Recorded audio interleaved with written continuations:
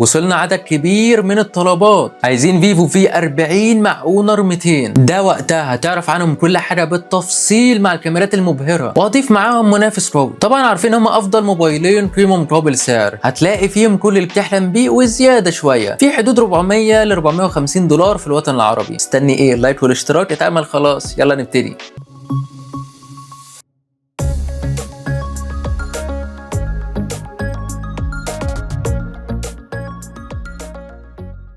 بيقدموا تجربة محترمة بنفس المعالج سناب دراجون 7 جين 3. فرق بينهم على انتوتو حوالي 49500 نقطة لصالح فيفو. مش هيفرق معاك، الاثنين ممتازين مع تردد 120 هرتز، في الاثنين سريعين وسلسين في الحركة والتنقل، بس افضل اونر اكتر بسبب السوفت وير. وفي الالعاب وخصوصا بابجي 60 فريم زي بعض، مش هفضلهم، في بدائل افضل واعلى 90 و120 فريم. مع تجربة صوت ستيريو في الاثنين هتعجبك، بس ظهرت بعض الشكاوى من مستخدمي اونر ان صوته ضعيف شوية، ولو بصينا على الشاشة هتلاقي فروقات بسيطة بينهم. اونر سطوع 4000 شمعة، فيفو 4500 شمعة. اونر مقاس 6.7 انش لكن فيفو مقاس 6.78 انش. فيفو عليه طبقة حماية مقاومة للصدمات، اونر مفيش. فيفو بيدعم HDR 10 بلس، اونر HDR 10 مش اكيد عشان مش موضحين في الموقع الرسمي. ونسبة استحواذ الشاشة في اونر 90% وفيفو 91.1%، فرق بسيط جدا، لكن زي بعض. شاشة من نوع اموليد بتدعم مليار لون وجودة 1.5 كي. انت شايف مين الافضل ليك؟ واكيد هتقول لي تصميم فيفو افضل. لا، انا صراحة بفضل اونر، هادي رسمة واحدة وخلاص، لكن فيفو تحس اونر 90 مع 90 سمارت، والاثنين فريم بلاستيك، لكن فيفو مقاوم للصدمات، فدي ميزة تحترم. فرق السمك بين فيفو واونر مش كبير، اونر 7.7 مللي، فيفو 7.6 مللي، عامل زي نسبة استحواذ الشاشة كده، بسيط بس حلو. الاختلاف شوية في الوزن، اونر 187 جرام لكن فيفو 190 جرام. والاجمد من كل ده هو مقاومة المياه في فيفو، معيار IP 68 و69، وده اجمد كتير من الفي 30 كان بينزل مقاومة رذاذ بس. اونر ما فيش لا ميه ولا رذاذ. الميزة فيهم انهم بيدعموا شريحتين نانو 5G، وبعض النسخ بتدعم اي سيم مع شوية اختلافات بسيطة. فيفو واي فاي 5 مش 6، اونر هو الواي فاي 6. فيفو بلوتوث 5 و4، اونر بلوتوث 5 و3، والاثنين NFC،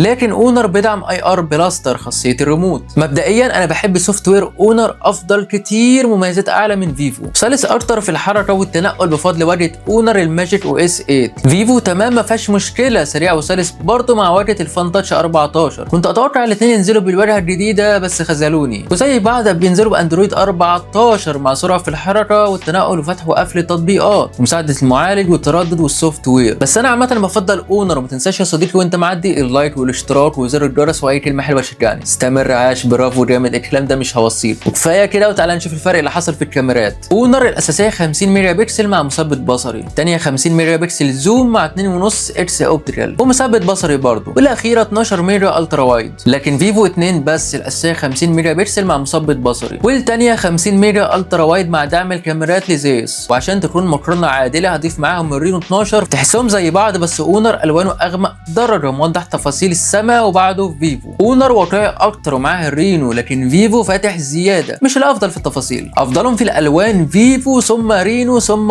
اونر، وفي التفاصيل اونر يتفوق، لكن فيفو موضح تفاصيل السماء اكتر من اونر ورينو. مع اعلى جوده في الكاميرات، لو عملنا زوم هتلاقي اونر متفوق عنهم في الاضاءه والتفاصيل والالوان. لو ابتدينا من اول الالترا وايد هتلاقي فيفو متفوق في الاضاءه، اونر تفاصيل اوضح، اضاءه غامقه، رينو لا ده ولا ده. والاساسيه هتلاقي نفس الكلام، فيفو متفوق في الاضاءه مع تفاصيل مقبوله، اونر تفاصيل اوضح درجه مع اضاءه اغمق، رينو تحس الصوره مبكسله مش واضحه ومفيش تفاصيل. مع زوم 2 اكس وفي اونر 2.5 اكس، طبعا اونر متفوق، تفاصيل واضحه كفايه جدا. فيفو مقبول، رينو يعني ماشي الحال. في العزل اونر وفيفو افضل في الوضوح والتفاصيل، رينو تحس الصوره مرسومه لكن العزل فيهم تمام جدا. في الضوء المنخفض فيفو متفوق وبعده اونر، لكن رينو مطفي جدا مفيش تفاصيل. لكن مع النايت مود هتلاقي فيفو متفوق وبعده اونر ورينو، ورينو بقى افضل كتير ويمكن افضل شويه من اونر، لكن مع وجود ضوء هتلاقي فيفو متفوق وبعده اونر ورينو. وخلي بالك رينو 12 تحس الصوره مش واضحه فيها ضوء زياده. سيبك من كل ده، صور الاشخاص في ضوء واطي جدا تحس رينو بيطفير. اونر يعني بيحاول يشتغل على نفسه، وفيفو افضلهم بفرق واضح. مع مصدر ضوء هتلاقي اونر افضلهم ثم رينو، لكن فيفو الوانه باهته جدا مش حلو. طبعا عارفين ان الاثنين بيصوروا فيديو 4K 30 فريم دقيقه 41 ثانيه. اونر ثابت كفايه في الحركه وبعده رينو، لكن فيفو مش ثابت وانت ماشي. تخيل لما تجري هيكون عامل ازاي؟ من غير تخيلات تعال نشوف. اونر ورينو يعني مقبولين، فيفو اكيد لا، اسوأ ما يكون. مع 1080 هتلاقي اونر ورينو ثابتين بس رينو مش قوي. فيفو لا نهائي، وفي الجري اسوأ ما يكون، ما انصحش بيه. في النايت مود فيفو افضل واضح كفايه لكن مهزوز، وبعد الرينو ثابت افضل هو اونر، لكن رينو اضاءته افضل. ومع وجود الضوء هتلاقي رينو اونر افضل، موضحين التفاصيل اعلى من فيفو. والسيلفي في فيفو زي اونر 50 ميجا بكسل. اونر ورينو افضل كتير من فيفو، تحس الوش مرسوم او عليه فلتر في الاضاءه، وبرده في التفاصيل وتفاصيل السحب والزرع والمبنى. ومع العزل فيفو بقى افضل درجه، لكن اونر ورينو لسه متفوقين بفرق واضح. في الضوء المنخفض مفيش تفاصيل، بس يمكن رينو وفيفو افضل درجه، في وش باين. في النايت مود فيفو افضلهم، مفيش تفاصيل بس في وش. ومع الضوء هتلاقي اونر افضل ثم فيفو لكن فاتح، وبعدهم رينو وحش جدا. انتوا عارفين طبعا هما بيصوروا فيديو 4K 30 فريم، مش ثابتين كفايه. يمكن فيفو ورينو افضل درجه مع تفاصيل افضل من اونر. وفي الجري هسيبك انت تحكم بنفسك وعرفني رايك في الكومنتات. الموضوع محير شويه. مع 1080 ثابتين كويس بس تفاصيل رينو افضل درجه وبعده اونر. في الجري هسيبك برضو تحكم بنفسك وتقول لي رايك في الكومنتات. في الضوء المنخفض واضح تفوق لفيفو ورينو عن اونر وتفاصيلهم افضل، ومع الضوء برضو متفوقين عن اونر. اما البطاريه في فيفو فهي اكبر وافضل، 5500 ملي امبير مع شاحن 80 واط، عكس اونر 5200 ملي امبير وشاحن اكبر 100 واط، والاثنين بيدعموا شحن لاسلكي عكسي. مده الشحن متوسط 45 دقيقه في الاثنين، ودي حاجه